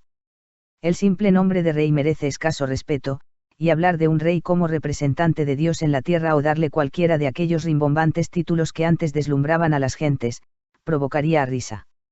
Aunque, en épocas tranquilas, la corona puede, mediante sus grandes rentas, mantener su autoridad por encima de los intereses e influencias de los particulares, si el menor choque o convulsión llegase a destruir esos intereses creados, el poder real, que ya no cuenta con el apoyo de principios y opiniones arraigados, no tardaría en desvanecerse. Si el pueblo se hubiese hallado en esta disposición de ánimo en la época de la Revolución, la monarquía hubiese corrido gran peligro de perderse para siempre en esta isla. Si tuviese que aventurarme a dar mi opinión entre estos argumentos contrarios, diría que, a menos que sobrevenga alguna conmoción extraordinaria, el poder de la corona, apoyado en sus grandes rentas, se encuentra en vías de aumentar, aunque a la vez reconozco que sus progresos resultan lentos y casi imperceptibles. Las aguas han corrido durante mucho tiempo, y con cierta rapidez, a favor del gobierno popular, y ahora empiezan a derivar hacia la monarquía. Es bien sabido que todo sistema de gobierno ha de tener un fin, y que la muerte es tan inevitable para un cuerpo político como para un organismo animal. Pero, puesto que hay muertes preferibles a otras, cabe preguntarse si es más deseable para la Constitución británica acabar en gobierno popular o en monarquía absoluta. Aquí he de declarar francamente que, aunque la libertad sea preferible a la esclavitud en la inmensa mayoría de los casos, antes preferiría ver en esta isla una monarquía absoluta que una república. Porque, veamos qué clase de república podemos esperar. No se trata de una hermosa república imaginaria, cuyo plan concibe un hombre en su gabinete. ¿Qué duda cabe de que un gobierno popular puede ser pensado como más perfecto que una monarquía absoluta, e incluso que nuestra actual Constitución? Pero, ¿qué razón tenemos para esperar que un gobierno semejante vaya a establecerse en Gran Bretaña tras la caída de nuestra monarquía? Si un individuo logra poder bastante para hacer añicos nuestra Constitución e implantar otra, será de hecho un monarca absoluto, y hemos tenido ya un ejemplo, suficiente para convencernos de que esa persona nunca renunciará a su poder ni establecerá un gobierno libre. La referencia es a Oliver Cromwell, 1599 a 1658, quien lideró las fuerzas parlamentarias en la destitución del monarca Carlos I, convirtiéndose en Lord Protector de Inglaterra, Escocia, e Irlanda entre 1653 y 1658. Cuando el Parlamento de 1654 a 1655 quiso limitar los poderes del protector, Cromwell disolvió el Parlamento e instauró un régimen militar. N. Las cosas deben, pues, ser confiadas a su marcha y funcionamiento naturales, y en consecuencia será la Cámara de los Comunes, de acuerdo con su actual constitución, el único poder legislativo de ese gobierno popular. Los inconvenientes de semejante situación se nos ofrecen a millares. Si la Cámara de los Comunes llega a disolverse por propia decisión, lo que no es de esperar, cada elección sería una verdadera guerra civil. Si, por el contrario, se perpetúa, sufriremos la tiranía de una facción subdividida en otras muchas. Y como un gobierno tan violento no puede durar mucho, al cabo de un sinfín de convulsiones y guerras civiles acabaremos por hallar reposo en la monarquía absoluta, que hubiera sido más feliz para nosotros establecer pacíficamente desde un principio.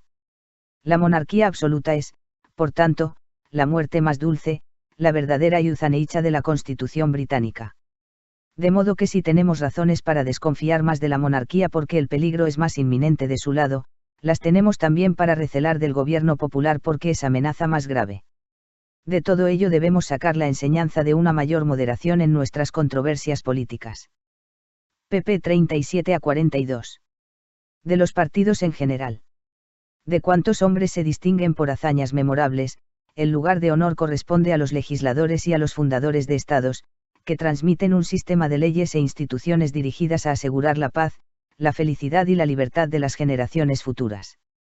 La influencia de las innovaciones útiles en las ciencias y las artes puede, quizá, tener mayor alcance que unas leyes sabias, cuyos efectos son limitados en el tiempo y en el espacio, pero el beneficio de aquellas no es tan sensible como el de estas.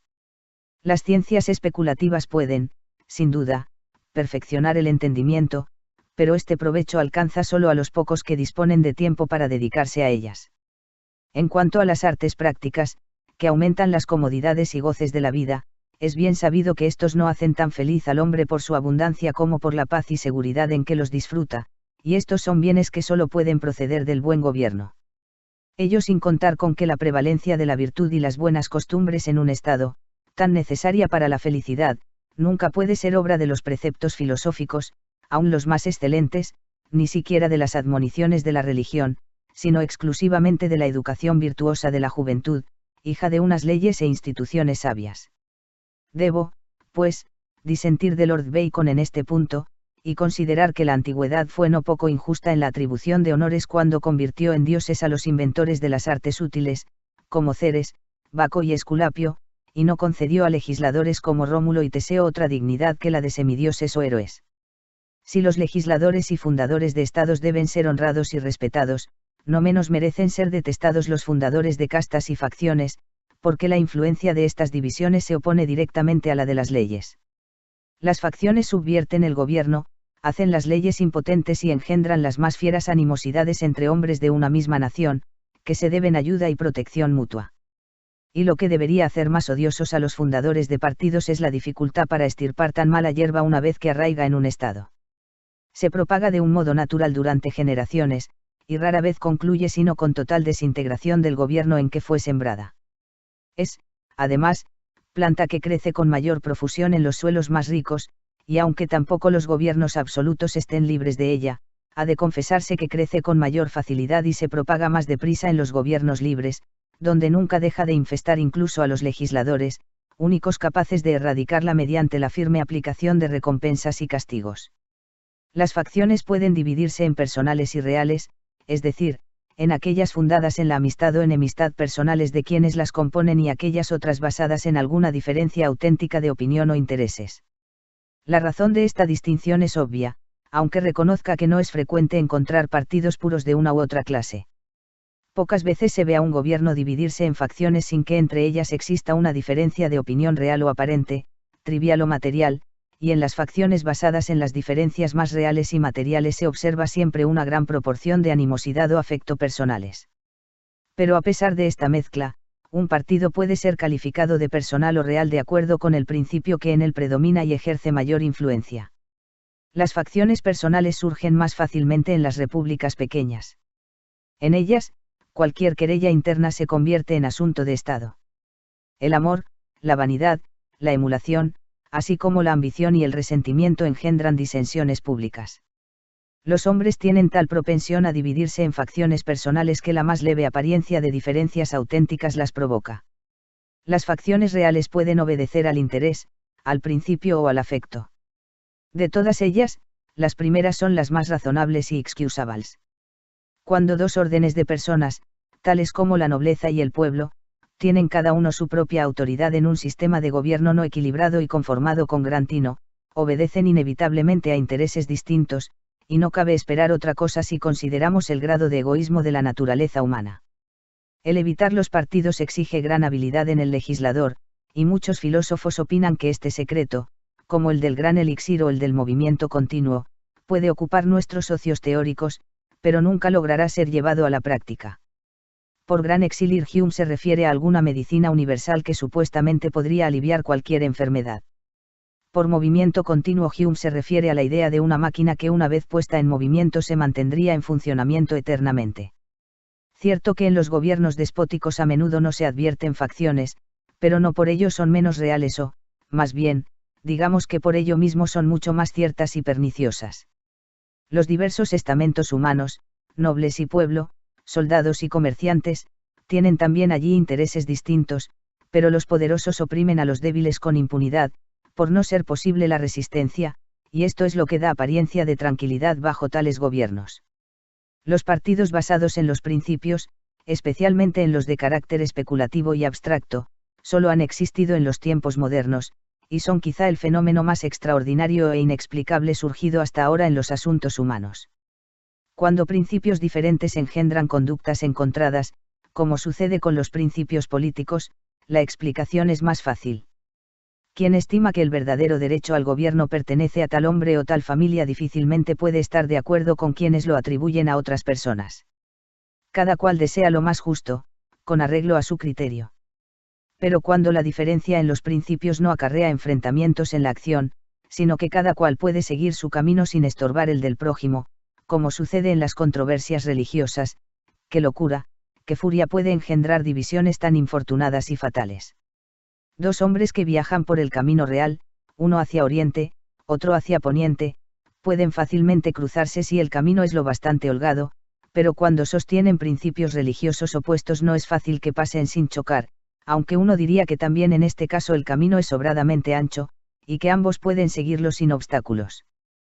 Pero es tal la naturaleza del espíritu humano que ha de enredarse con cada semejante que se le acerca, y así como se siente maravillosamente confortado por la unanimidad de pareceres, se sorprende y turba al verse contradicho.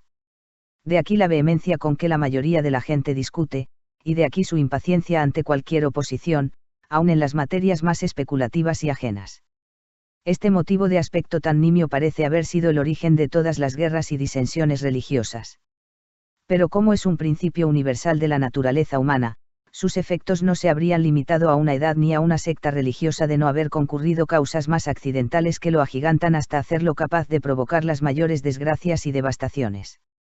La mayoría de las religiones del mundo antiguo aparecen en épocas ignotas, cuando los hombres eran todavía bárbaros y sin instrucción, y desde el príncipe al campesino estaban dispuestos a recibir, con fe implícita, cuantas leyendas o ficciones piadosas se les ofreciesen. El magistrado abrazaba la religión del pueblo, y al entregarse con todo celo al cuidado de las cosas sagradas adquiría de modo natural autoridad en ellos, y así unía el poder eclesiástico al civil. Pero al haber surgido la religión cristiana cuando en la parte civilizada del mundo se hallaban firmemente implantados principios opuestos a ella, y que despreciaban al pueblo que primero abrazó esa novedad, no es de extrañar que mereciese escasa consideración del poder civil, y que los sacerdotes pudiesen acaparar la autoridad en la nueva secta.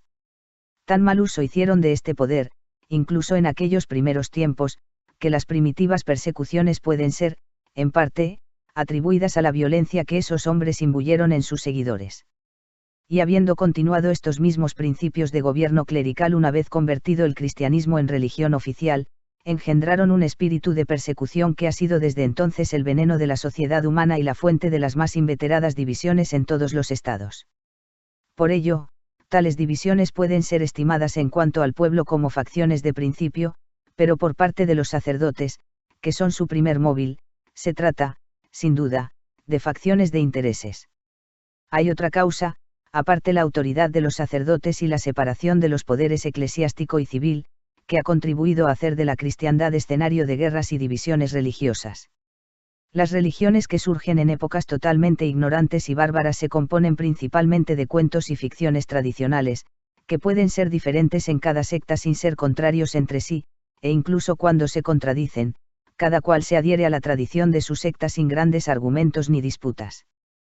Pero como en la época de la aparición del cristianismo la filosofía se hallaba ampliamente extendida por el mundo, los maestros de la nueva secta se vieron obligados a elaborar un sistema de opiniones especulativas, a formular con cierta precisión sus artículos de la fe, y a explicarlos, comentarlos, refutarlos y defenderos con todas las sutilezas dialécticas y científicas. De aquí surgió de modo natural la acritud en las disputas cuando la religión cristiana conoció nuevas divisiones y herejías, y esta acritud ayudó a los clérigos en su política de despertar odio y antipatía mutuos entre sus extraviados secuaces. Nunca las sectas filosóficas del mundo antiguo fueron tan celosas como los partidos religiosos, pero, en la época moderna, estos partidos se han mostrado más furiosos y enrajes que las más crueles facciones nacidas del interés y la ambición. He mencionado a los partidos hijos del afecto como una de las especies de partidos reales, junto a los basados en el interés y los principios. Por partidos afectivos entiendo los fundados en la adhesión de las gentes a determinadas familias y personas, por quienes desean verse gobernadas. Estas facciones son a menudo muy violentas, aunque pueda parecer inexplicable que alguien profese una adhesión tan fuerte a personas con las que no le une el menor conocimiento, a las que quizá no vio nunca y de quienes no ha recibido ni puede esperar recibir favor alguno. Sin embargo, es caso que se da a menudo, e incluso en personas de escasa generosidad y que difícilmente se dejan arrastrar por la amistad más allá de su propio interés. Nos inclinamos a sentir la relación con nuestro soberano como algo cercano e íntimo. El esplendor de la majestad y el poder confiere importancia al destino del último de los súbditos, y cuando no es el buen natural de un hombre el que le dicta este interés imaginario, lo hará su mala índole, por despecho y oposición a aquellos cuyas opiniones difieren de la suya. pp 43-50. De la superstición y el entusiasmo. Que la corrupción de las mejores cosas engendra las peores ha llegado a ser una máxima, a diario probada, entre otros ejemplos, por los perniciosos efectos de la superstición y el entusiasmo, corrupciones de la verdadera religión. Estas dos especies de falsa creencia, aunque ambas perniciosas, son de naturaleza muy diferente, e incluso contraria. La mente del hombre se halla sujeta a ciertos rencores y aprensiones injustificados, nacidos de la situación de los asuntos públicos o privados, la mala salud, una disposición sombría y melancólica o la concurrencia de todas estas circunstancias. En tal estado de ánimo, se temen infinitos males desconocidos a cargo de ignorados agentes, y cuando faltan objetos reales de que asustarse, el alma, obrando desde sus perjuicios y siguiendo sus inclinaciones dominantes, los halla imaginarios, y de una fuerza y una maldad sin límites. Como estos enemigos son totalmente invisibles y desconocidos, los métodos de que se echa mano para apaciguarlos son igualmente gratuitos, y consisten en ceremonias, observancias, mortificaciones, sacrificios y presentes, o en cualquier otra práctica, por absurda y vana que sea, que la locura o la bellaquería recomiende a la ceguera y el temor de los crédulos. La debilidad, el miedo y la melancolía, unidos a la ignorancia, son, pues, las verdaderas fuentes de la superstición. Pero el espíritu humano se halla también sujeto a una no menos injustificable exaltación y presunción, hija de la buena fortuna, la gran riqueza, el orgullo o el talante atrevido y confiado. En semejante estado de ánimo, la fantasía engendra imágenes tan extraordinarias como confusas, que ninguna belleza o goce mundanal puede igualar. Todo lo mortal y perecedero se desvanece como indigno de atención y la imaginación campea a sus anchas en las regiones invisibles o mundo de los espíritus, donde el alma tiene libertad para permitirse cuantas fantasías convengan a su gusto y disposición del momento. Surgen así raptos, transportes y vuelos sorprendentes de la imaginación, y creciendo con ellos la confianza y la presunción, al ser inexplicables y parecer fuera del alcance de nuestras facultades ordinarias, son atribuidos a la inspiración inmediata del ser divino, objeto de devoción. En poco tiempo, la persona inspirada llega a verse a sí misma como favorita de la divinidad, y cuando alcanza este frenesí, que es la cumbre del entusiasmo, sus extravagancias quedan consagradas, la razón humana, e incluso la moralidad, son rechazadas como guías falaces, y el loco fanático se entrega, ciegamente y sin reservas, a los supuestos éxtasis del espíritu y a la inspiración celestial. La esperanza, el orgullo, la presunción y la imaginación calenturienta son, pues, junto a la ignorancia, las verdaderas fuentes del entusiasmo. Estas dos especies de falsa religión nos dan motivo para especular de mil maneras, pero aquí me limitaré a unas cuantas reflexiones acerca de su diferente influencia sobre el gobierno y la sociedad. La primera es que la superstición favorece el poder clerical, en tanto que el entusiasmo no es menos contrario a él que la sana razón y la filosofía. Como la superstición se basa en el miedo, la tristeza y la depresión del ánimo, hace aparecer al hombre ante sí mismo con colores tan despreciables que se cree indigno de acercarse a la divina presencia, y de modo natural recurre a alguna otra persona cuya santidad de vida, cuando no su impudor y malicia, le hacen suponerla favorecida por la divinidad. El supersticioso le confía sus devociones, recomienda a su cuidado sus oraciones, peticiones y sacrificios, y por su intercesión espera alcanzar que la deidad encolerizada acepte sus súplicas. Tal es el origen de los sacerdotes, que pueden con justicia ser mirados como engendro de una superstición timorata y abyecta, que, desconfiando de sí mismo, no se atreve a ofrecer a lo alto sus devociones, sino que piensa, en su ignorancia, recomendarse a la divinidad por medio de los supuestos amigos y servidores de ésta. Como la superstición es ingrediente considerable en casi todas las religiones, aun en las más fanáticas, por ser la filosofía la única enteramente capaz de vencer esos injustificados temores, a ello se debe que encontremos sacerdotes en casi todas las sectas religiosas, pero su autoridad será mayor cuanto mayor sea la dosis de superstición.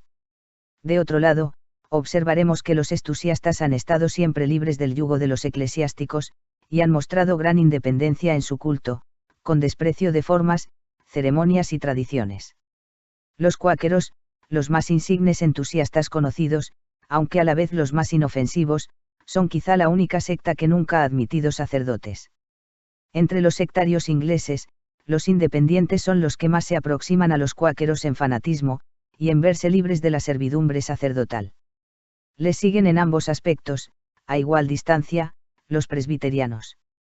En resumen, vemos que nuestra observación se basa en la experiencia, pero la hallaremos también basada en la razón si consideramos que, al ser el entusiasmo hijo de un orgullo y una confianza presuntuosos, se cree calificado para acercarse a la divinidad sin ningún mediador humano.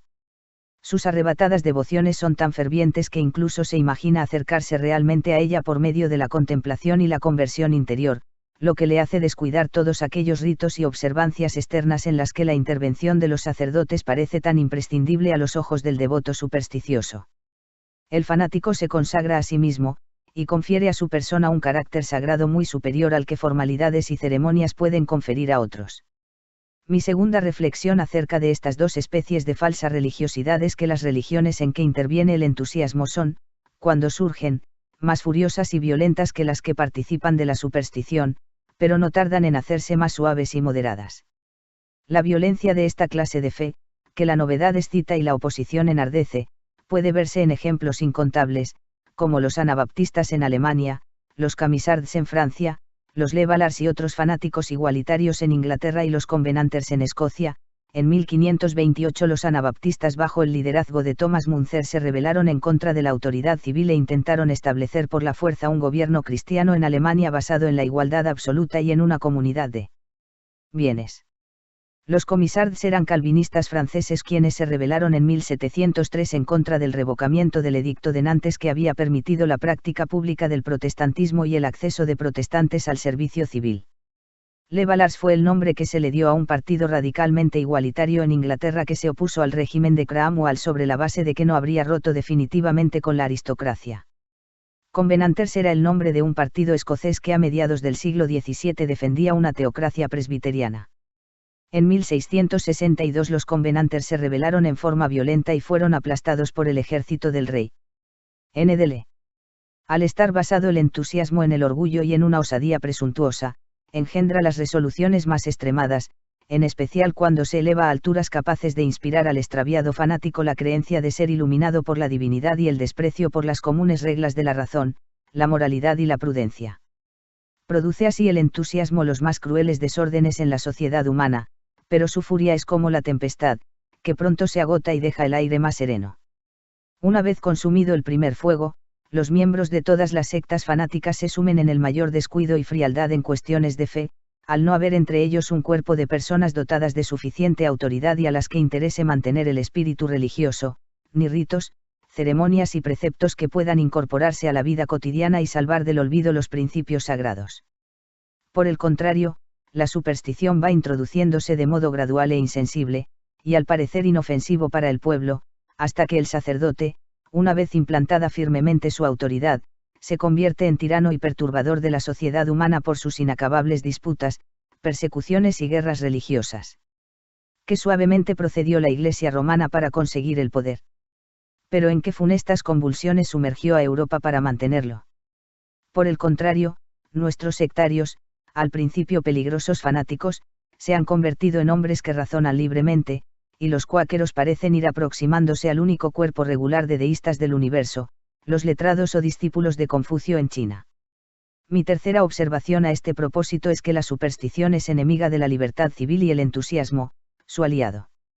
Como la superstición gime bajo el yugo de los sacerdotes, en tanto que el entusiasmo resulta letal para cualquier poder eclesiástico, lo que afirmamos no necesita mayores explicaciones, ello sin mencionar que el entusiasmo, al ser enfermedad de temperamentos osados y ambiciosos, va naturalmente acompañado de un espíritu de libertad, mientras que la superstición hace a los hombres sumisos y abyectos y los prepara para la esclavitud.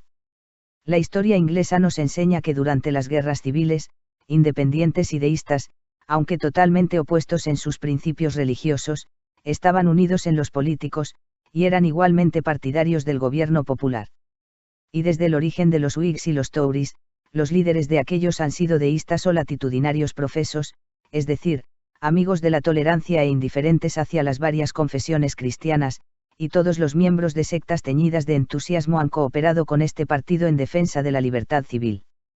La semejanza de sus supersticiones unió hace mucho tiempo a los Tories partidarios de la autoridad de obispos y presbíteros y a los católicos romanos en defensa de las prerrogativas y poderes reales, aunque la experiencia del espíritu tolerante de los Whigs parece haber reconciliado últimamente a los católicos con este partido.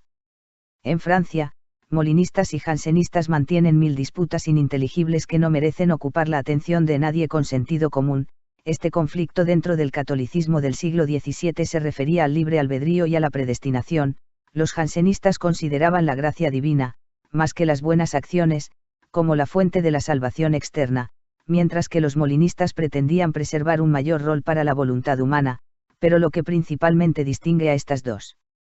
sectas y merece algún interés es el diferente espíritu que las anima. Los molinistas, guiados por los jesuitas, son amigos de la superstición, observantes rígidos de formas y ceremonias externas y devotos de la autoridad de los clérigos y de la tradición. Los jansenistas, entusiastas, son celosos promotores de la devoción ferviente y la vida interior, poco influidos por la autoridad y, en una palabra, católicos solo a medias. Las consecuencias casan perfectamente con nuestro anterior razonamiento. Los jesuitas son tiranos del pueblo y esclavos de la corte, en tanto que los jansenistas conservan vivas las escasas cenizas de amor a la libertad que se encuentran en tierra francesa. Del contrato original. Como en nuestra época todo partido necesita un sistema de principios filosóficos o especulativos anejo al político o práctico, hallamos que cada una de las facciones en que esta nación se haya dividida ha levantado un edificio de esa especie, a fin de proteger y respaldar su plan de acción. Siendo el común de los mortales constructores más bien vastos, especialmente en el terreno especulativo, y más aún cuando los mueve el celo partidista, es natural imaginar que su obra ha de ser un tanto informe y presentar señales evidentes del descuido y la prisa con que fue edificada. Uno de los partidos, al referir el gobierno a la divinidad, trata de hacerlo tan sagrado e inviolable que, por tiránico que llegue a mostrarse, resulte poco menos que sacrílego atreverse a tocarlo en lo más mínimo. El otro, al fundar totalmente el gobierno en el consentimiento del pueblo, supone la existencia de una especie de contrato original por el que los súbditos se han reservado tácitamente la facultad de resistir a su soberano siempre que se vean agraviados por la autoridad que para ciertos fines le han confiado de modo voluntario. Tales son los principios especulativos de ambos partidos, y tales también las consecuencias prácticas que de ellos se deducen.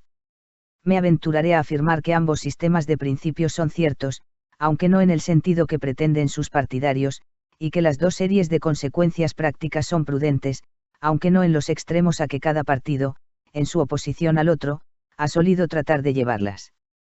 Que la divinidad es el origen último de todo gobierno nunca será negado por quien admira una providencia y crea que todos los acontecimientos del universo obedecen a un mismo plan encaminado a fines superiores.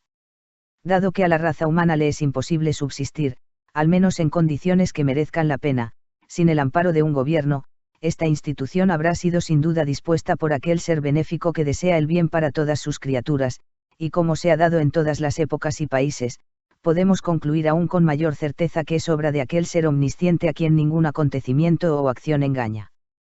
Pero cómo no lo creó por intervención directa o milagrosa, sino por su secreta y universal eficacia, un soberano no puede, propiamente hablando, ser considerado su representante en otro sentido que en el que decimos de cualquier poder o fuerza que de él se deriva que obra por mandato suyo. Cuanto sucede se haya comprendido en el plan general o intención de la providencia, y el príncipe más grande y más respetuoso de la ley no tiene a cuenta de ello más derecho a pretender una autoridad sagrada e inviolable que un magistrado inferior, o un usurpador, o incluso un ladrón o un pirata. El mismo superintendente divino que, para fines trascendentes, confirió autoridad a un Tiro o un Trajano, dio también poder, con propósitos sin duda no menos sabios, aunque ignorados, a un Borgia o un Angria. Tito Flavio Vespasiano y Marco Ulpio Trajano fueron emperadores romanos, 79 a 81 y 98 a 117, respectivamente, afanados por su virtud. Cesare Borgia, 1476 a 1507, es aquel cuyos crueles pero efectivos métodos son aplaudidos por Maquiavelo en El Príncipe. Las mismas causas que hicieron nacer el poder soberano en los estados establecieron en ellos las jurisdicciones menores y todas las diversas autoridades. En consecuencia, un guardia actuará por mandato divino lo mismo que un rey, y poseerá un derecho no menos inviolable. Cuando consideramos cuán parecidos son todos los hombres en lo general, e incluso en sus potencias y facultades mentales, hasta que la educación las cultiva, hemos de conceder que solo su consentimiento pudo en un principio asociarlos y sujetarlos a una autoridad. Si recorremos el gobierno hasta su primer origen en bosques y desiertos, la fuente de todo poder y jurisdicción resulta ser el pueblo, que voluntariamente, en aras de la paz y el orden, abandonó su libertad nativa y recibió leyes de quien era su igual. Las condiciones bajo las cuales estuvieron los hombres dispuestos a someterse fueron o bien expresas o bien tan claras y obvias que pudo estimarse superfluo expresarlas. Si es esto lo que se quiere significar por contrato original, no puede negarse que el gobierno se funda en sus comienzos sobre un contrato, y que los grupos humanos más antiguos y rudos se formaron en su mayoría con arreglo a este principio. En vano se nos pregunta en qué libros o actas está registrada esta Carta de nuestras libertades. No fue escrita sobre pergamino, ni siquiera sobre hojas o cortezas de árbol. Fue anterior al uso de la escritura, y a todas las demás artes civilizadas, pero claramente la descubrimos en la naturaleza del hombre, y en la igualdad, o algo que a ella se aproxima, presente en todos los individuos de la especie. El poder que hoy impera, basado en flotas y ejércitos, es claramente político, y se deriva de la autoridad, efecto del gobierno establecido. La fuerza natural de un hombre reside solo en el vigor de sus miembros y lo firme de su valor, y nunca bastaría para sujetar a la multitud al mando de uno solo. Solo el consentimiento y la conciencia de los beneficios resultantes de la paz y el orden pudieron lograr esos efectos. Pero incluso este consentimiento fue durante mucho tiempo imperfecto y no pudo servir de base a una administración regular. El jefe, que probablemente había adquirido su influencia a través de un estado de guerra permanente, gobernaba más por la persuasión que por el mando, y hasta que le fue dado usar la fuerza para reducir a refractarios y desobedientes apenas pudo decirse que la sociedad hubiese alcanzado un estado de gobierno civil. Es evidente que no hubo formulación expresa de un pacto o acuerdo para la sumisión general, por ser idea que excedía en mucho a la comprensión de los salvajes. Cada acto de autoridad del jefe debe de haber tenido un carácter independiente, y ser exigido por las circunstancias del momento. La evidente utilidad de su intervención hizo que fuese cada día más frecuente, y esta frecuencia determinó en el pueblo una aquiescencia habitual y, si se quiere, voluntaria y, por tanto, precaria. Pero los filósofos que han abrazado un partido, si cabe tal contradicción, no se contentan con estas concesiones. Afirman no solo que el gobierno nació del consentimiento o, mejor, de la aquiescencia voluntaria del pueblo, sino que incluso ahora, ya alcanzada la madurez, no tiene otro fundamento. Aseguran que los hombres siguen naciendo iguales y no deben obediencia a príncipe o gobierno alguno, a menos de estar ligados por la obligación y sanción de una promesa. Y como ningún hombre consciente de las ventajas de su libertad originaria se sujetaría a la voluntad de otro sin obtener algo a cambio, esa promesa se entiende siempre como condicional, y no le impone obligación alguna si no encuentra justicia y protección en su soberano. Este le promete tales beneficios a cambio, y si no cumple, habrá roto las cláusulas del compromiso y liberado con eso al súbdito de toda obligación. Tal es, según estos filósofos, el fundamento de la autoridad en todo gobierno, y tal el derecho de resistencia que todo súbdito posee. Pero si estos razonadores tendiesen la vista por el mundo, no encontrarían nada que correspondiese en lo más mínimo a sus ideas, o que pueda justificar un sistema tan sutil y filosófico. Por el contrario, en todas partes vemos príncipes que consideran a sus súbditos como una propiedad, y afirman la total independencia de su derecho de soberanía, nacido de la conquista o la sucesión. Igualmente, hallamos por doquier súbditos que reconocen tal derecho a su príncipe y creen haber nacido con la obligación de obedecer a cierto soberano, como con la de respetar y honrar a sus padres.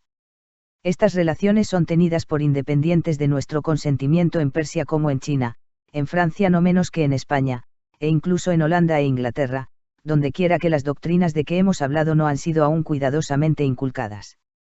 La obediencia y la sujeción llegan a ser tan familiares que la mayoría de los hombres no indagan su origen o causa, como no se ocupan del principio de gravitación, la resistencia de los cuerpos u otras leyes universales de la naturaleza. Y, si la curiosidad llega a moverlos, tan pronto averiguan que ellos y sus antepasados han estado durante siglos, o desde tiempo inmemorial, sujetos a tal forma de gobierno o a tal dinastía, lo aceptan y reconocen su obligación de fidelidad. Si fuerais a predicar, en la mayoría de las partes del mundo, que las relaciones políticas se basan de modo exclusivo en el consentimiento voluntario o la promesa mutua, el magistrado no tardaría en encerraros como sediciosos por atentar contra la obediencia debida, si antes vuestros propios amigos no os hacían callar como a alguien que delira, por afirmar tales absurdos. Es extraño que un acto de la mente que se supone realizado por todo individuo y después de tener uso de razón, pues de otro modo no sería válido, que este acto, digo, pueda ser tan desconocido de todos que apenas quede rastro o memoria de él en la faz de la tierra. Pero el pacto que sirve de base al gobierno se dice que es el contrato original y, en consecuencia, podemos suponerlo demasiado remoto para ser conocido por la generación actual. Si se trata del pacto por el que hombres todavía salvajes se asociaron y unieron sus fuerzas por vez primera, reconocemos su existencia, pero al ser tan antiguo, y haber pasado sobre él los 1000 cambios de gobiernos y príncipes, no podemos pensar que conserve ninguna autoridad. De lo contrario, habremos de afirmar que todo gobierno legítimo y que tiene derecho al acatamiento a sus súbditos fue fundado sobre el consentimiento y por un pacto voluntario. Pero, aparte de que esto supondría que el consentimiento de los padres obliga a los hijos hasta las más remotas generaciones, cosa que un escritor republicano nunca concederá, no está probado por la historia o la experiencia en ninguna época o país. Casi todos los gobiernos que hoy existen, o de los que queda recuerdo en la historia, fueron originalmente fundados sobre la usurpación o la conquista, cuando no sobre ambas, sin ninguna pretensión de libre consentimiento o sujeción por parte del pueblo. Cuando un hombre astuto y atrevido se ve al frente de un ejército o empresa, con frecuencia le es fácil, unas veces mediante la violencia, otras pretextando falsos derechos, lograr el dominio sobre un pueblo 100 veces más numeroso que sus partidarios. No permite que sus enemigos puedan saber con certeza el número o la fuerza de quienes lo apoyan, ni les da tregua para reunirse en un cuerpo que pueda oponérsele. Puede ocurrir que cuantos son instrumento de su usurpación deseen su caída, pero la ignorancia de las mutuas intenciones los atemoriza, y es la sola causa de la seguridad del usurpador. Por tales artes se han establecido muchos gobiernos, y este es todo el contrato original de que pueden jactarse. La faz de la tierra está continuamente cambiando, por la transformación de pequeños reinos en grandes imperios y de estos en aquellos, la fundación de colonias y la migración de tribus. ¿Acaso se advierte en todos estos acontecimientos algo que no sea fuerza y violencia? ¿Dónde está el acuerdo mutuo o la asociación voluntaria de que tanto se habla? Aun el modo más suave en que una nación puede recibir a un señor extranjero, como son los casos de matrimonio o testamento, no resulta muy honroso para el pueblo, pues supone disponer de él como de una dote o un legado, según el capricho o el interés de sus gobernantes. Pero donde no interviene la fuerza hay una elección. ¿En qué consiste este acto tan cacareado? Puede ser la combinación de unos cuantos grandes, que deciden por todos y no admiten oposición, o la furia de una multitud que sigue a un cabecilla sedicioso, quizá no conocido más que de una docena de ellos, y que debe su ascenso a su impudicia, o al capricho momentáneo de sus compañeros. Tienen estas desordenadas elecciones, por otra parte raras, tanta autoridad como para erigirse en el único fundamento legal de todo gobierno y obediencia. La verdad es que no hay nada tan terrible como la total desaparición del gobierno, que deja en libertad a la multitud, y hace depender la constitución o elección de un nuevo régimen de una gran parte de la población, pues nunca llegarán a intervenir todos. Las personas prudentes desean entonces ver aparecer a un general que, a la cabeza de un ejército fuerte y disciplinado, caiga rápidamente sobre la presa que se le ofrece, y dé al pueblo el señor que es incapaz de elegir por sí mismo, tampoco se corresponden los hechos y la realidad con aquellas ideas filosóficas.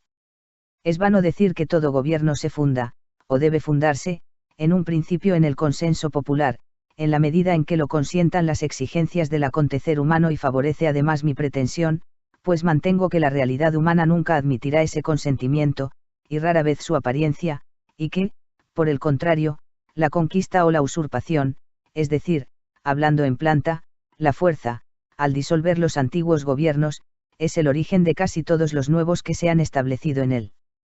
mundo, y que, en las pocas ocasiones en que puede parecer que ha habido consenso, es por lo común tan regular, limitado o teñido de fraude o violencia que su autoridad no puede ser mucha.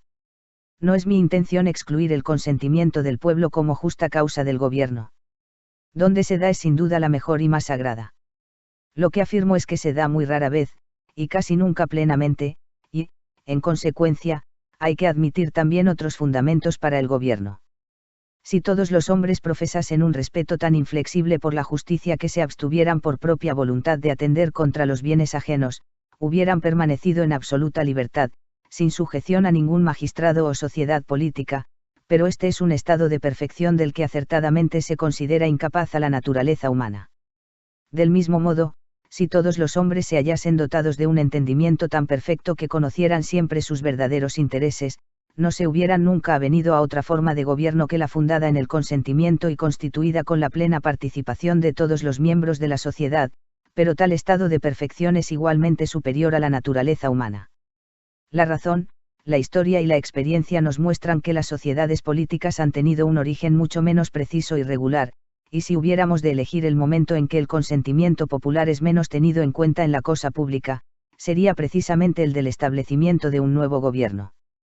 Mientras está vigente una constitución, las inclinaciones del pueblo son consultadas a menudo, pero en época de revoluciones, conquistas o conmociones públicas suele ser la fuerza militar o la astucia política quien decide la controversia.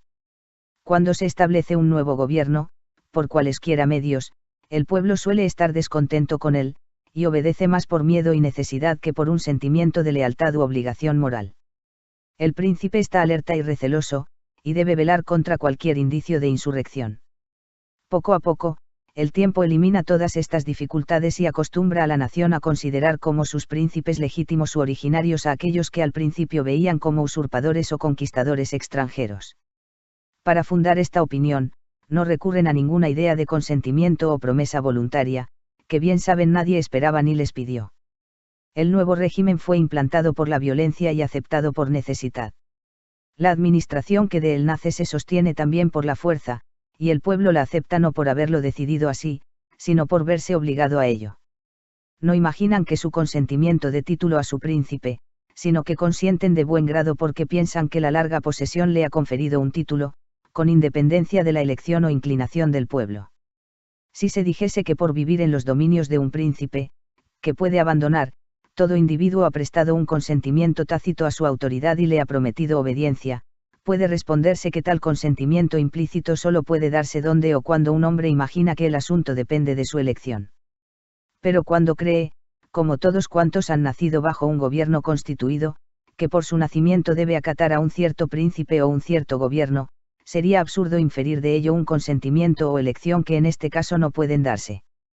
Podemos afirmar en serio que un pobre campesino o artesano es libre de abandonar su país, cuando no conoce la lengua o las costumbres de otros y vive al día con el pequeño salario que gana. Sería como si afirmásemos que, pues sigue en el barco, un hombre consiente libremente en obedecer a su capitán, aunque lo llevaron a bordo mientras dormía y para dejar el navío tendría que saltar al mar y perecer. ¿Y qué ocurre si el príncipe prohíbe a sus súbditos abandonar sus dominios, como sucedía en tiempos de Tiberio, cuando era considerado como un crimen para un patricio romano el haber intentado huir al territorio de los partos a fin de escapar a la tiranía de aquel emperador, o como bajo los antiguos moscovitas, que prohibían viajar bajo pena de muerte? Si un príncipe observase que muchos de sus súbditos querían emigrar a países extranjeros, lo impediría sin duda, con toda razón y justicia, a fin de evitar la despoblación de su reino. Perdería el derecho al acatamiento de sus súbditos por una ley tan sabia y razonable. Y, no obstante, es evidente que no les había dejado libertad de elección. Cuando un grupo de hombres deja su país natal para ir a poblar una región deshabitada, pueden soñar con recordar su libertad nativa, pero pronto verán que su príncipe sigue alegando derechos sobre ellos y considerándolos súbditos suyos en la nueva colonia. Y en esto no hará sino seguir las ideas comúnmente aceptadas. El caso más auténtico de un consentimiento tácito de esta clase se da cuando un extranjero se establece en un país sabiendo de antemano el príncipe, gobierno y leyes a que ha de someterse, y, no obstante, su lealtad, aunque más voluntaria, es menos esperada y ofrece menor confianza que la de los naturales. Por el contrario, su antiguo príncipe sigue alegando derechos sobre él, y si no castiga al renegado cuando es capturado en la guerra bajo la bandera de su nuevo príncipe, esta clemencia no se basa en la ley local, que en todos los países condena al prisionero, sino en el consentimiento de los príncipes, que convienen en la indulgencia para evitar represalias. Si las generaciones humanas desapareciesen a la vez para ser sucedidas por otras, como ocurre con los gusanos de seda y las mariposas, la nueva raza, si tuviese suficiente sentido para elegir su gobierno, lo que no pasa entre los hombres, podría voluntariamente, y por general consenso, establecer su propia forma política sin consideración alguna por las leyes o el precedente de sus antepasados. Pero como la sociedad humana se halla en perpetuo fluir, y a cada instante desaparecen hombres del mundo y otros llegan a él, es preciso, a fin de conservar la estabilidad del gobierno, que los jóvenes se conformen con la constitución vigente y sigan los pasos de sus padres. En toda institución humana han de tener lugar innovaciones, y es gran suerte que el genio ilustrado de la época las incline a la razón, la libertad y la justicia, pero ningún individuo tiene derecho a hacer cambios violentos, peligrosos incluso, cuando los emprenden los legisladores. De tales novedades precipitadas hay que esperar siempre mayor mal que bien, y si la historia nos ofrece ejemplos contrarios, no hay que tomarlos por precedente, y solo deben servir como prueba de que la ciencia política da pocas reglas que no admitan excepciones y que no puedan ser a veces superadas por razones y accidentes. Al afirmar que todo gobierno legítimo procede del consentimiento del pueblo, hacemos a este mayor honor del que merece, e incluso del que espera y desea. Pero si queremos una refutación más formal, o al menos más filosófica, de este principio de un contrato original o consentimiento popular, quizá basten las siguientes observaciones. Los deberes morales pueden dividirse en dos clases. Unos son aquellos a los que los hombres se ven impelidos por un instinto natural o propensión innata que sobre ellos actúa, con independencia de cualquier idea de obligación y de cualquier consideración de utilidad. De esta naturaleza son el amor a los hijos, la gratitud hacia nuestros benefactores o la compasión por los desgraciados. Cuando reflexionamos sobre las ventajas que para la sociedad tienen ciertos instintos humanos, les ofrecemos el justo tributo de aprobación y estima moral, pero la persona sobre la que obran experimenta su poder e influencia con anterioridad a esa reflexión. A la otra especie de deberes morales pertenecen los que no estriban en ningún instinto natural originario, y se cumplen solo por un sentido de obligación, al considerar las necesidades de la sociedad humana y la imposibilidad de mantenerlas si esos deberes se descuidan. Así es como la justicia, o respeto al bien ajeno, y la fidelidad, u observancia de las promesas, se hacen obligatorios y adquieren autoridad entre los hombres. Porque, como es notorio que toda persona se ama a sí misma más que a las demás, se ve impulsada por naturaleza a acaparar cuantos bienes pueda, y en esta propensión solo la refrenan la reflexión y la experiencia, mediante las cuales aprende los efectos perniciosos de esa conducta desordenada y la total disolución de la sociedad que sería su consecuencia. Su inclinación innata, o instinto, es aquí contrapesada y limitada por un juicio u observación posterior. Con el deber político o civil de la obediencia ocurre exactamente igual que con los naturales de la justicia y la fidelidad. Nuestros instintos primarios nos llevan a concedernos una libertad ilimitada o a tratar de dominar a los demás, y solo la reflexión hace que sacrifiquemos tan fuertes pasiones al interés de la paz y el orden público. Un mínimo de experiencia y observación basta para mostrarnos que la sociedad no puede sostenerse sin la autoridad de los magistrados, y que esta autoridad no tardará en ser despreciada donde no es rigurosamente obedecida. La observación de estos intereses generales y palmarios es la fuente de toda obediencia cívica, y de la obligación moral que le atribuimos. ¿Qué necesidad hay, pues, de basar el deber de obediencia a los magistrados en el de la fidelidad o respeto a las promesas, y de suponer que es el consentimiento de cada individuo lo que le sujeta al gobierno, cuando resulta que tanto la obediencia cívica como la fidelidad tienen un mismo fundamento, y la humanidad se somete a ambas por causa de los notorios intereses y necesidades de la sociedad humana. Hemos de obedecer a nuestro soberano, se dice, porque así se lo hemos prometido tácitamente. Pero ¿por qué hemos de observar nuestra promesa? Aquí ha de afirmarse que el comercio y trato entre los hombres, que tantas ventajas proporciona, no puede tener seguridad alguna donde las personas no hacen honor a sus compromisos. De igual modo puede decirse que los hombres no podrían vivir en sociedad, o al menos en una sociedad civilizada, sin leyes, magistrados y jueces que impidan los abusos de los fuertes sobre los débiles, de los violentos sobre los justos y equitativos. Y si la obligación de obediencia tiene la misma fuerza y autoridad que la de fidelidad, nada ganamos reduciendo una a la otra. Los intereses y necesidades generales de la sociedad bastan para implantar ambas. Si se me pregunta por la razón de la obediencia que hemos de prestar al gobierno, me apresuraré a contestar, porque de otro modo no podría subsistir la sociedad, y esta respuesta es clara e inteligible para todos.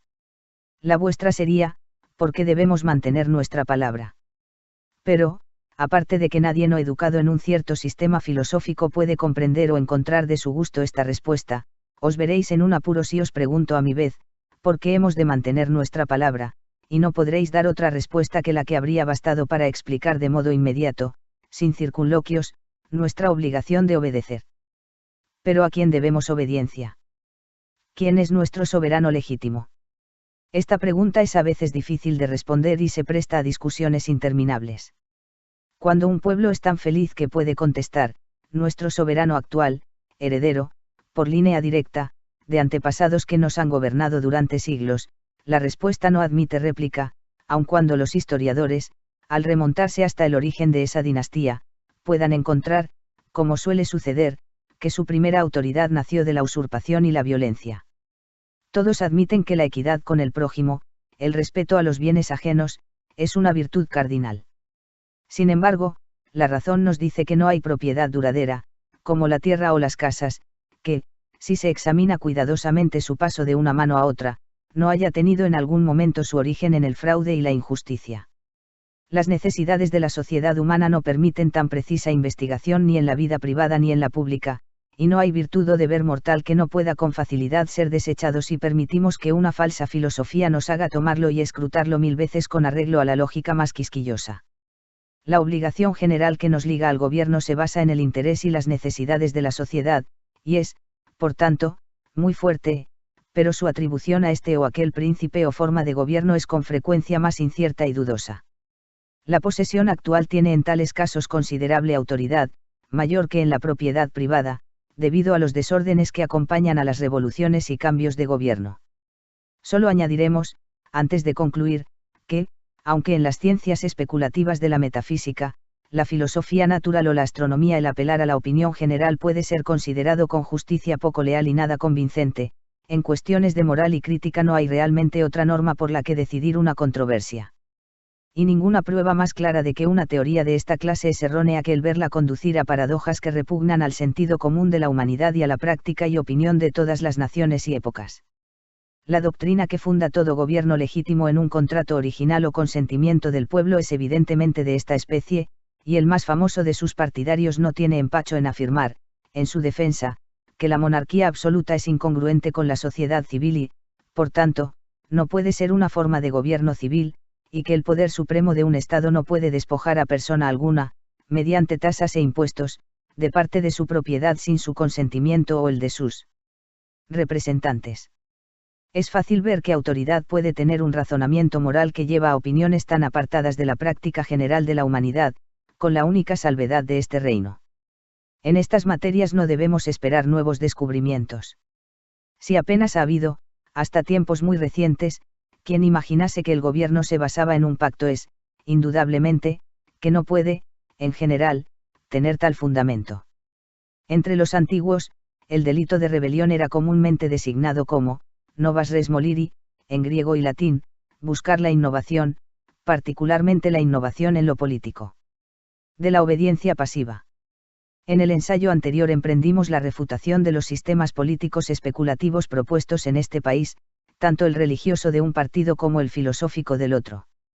Pasamos ahora a examinar las consecuencias prácticas que de ellos extrae cada partido con respecto a la obediencia debida a los soberanos. como la obligación de la justicia se basa plenamente en el interés de la sociedad, que exige el mutuo respeto a la propiedad, a fin de conservar la paz entre los hombres, es evidente que, cuando la ejecución de la justicia tiene consecuencias muy perniciosas, esta virtud debe ser dejada en suspenso y dar paso a la utilidad pública, visto lo extraordinario y acuciante del caso.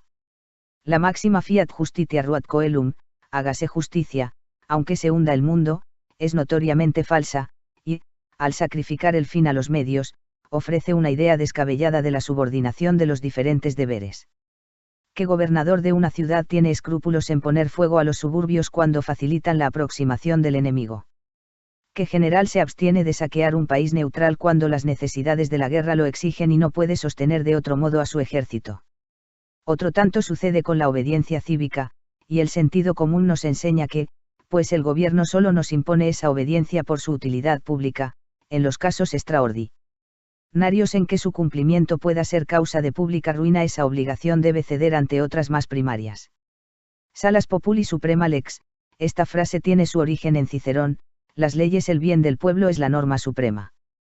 Esta máxima ha reflejado los sentimientos de la humanidad en todas las épocas, y no hay nadie que al leer las insurrecciones contra Nerón o Felipe II, el famosamente despótico régimen del emperador Nerón fue ocasión de una serie de rebeliones en las provincias del imperio, bajo el reinado de Felipe II de España, 1556 a 1598, asimismo se suscitaron numerosas rebeliones, se deje ofuscar por las doctrinas de partido hasta el punto de no desear el éxito de tales empresas sino alabar a quienes las llevan a cabo. Incluso nuestro ilustre partido monárquico, con todas sus sublimes teorías, se ve forzado en tales casos a juzgar, sentir y aprobar de conformidad con el resto de los mortales.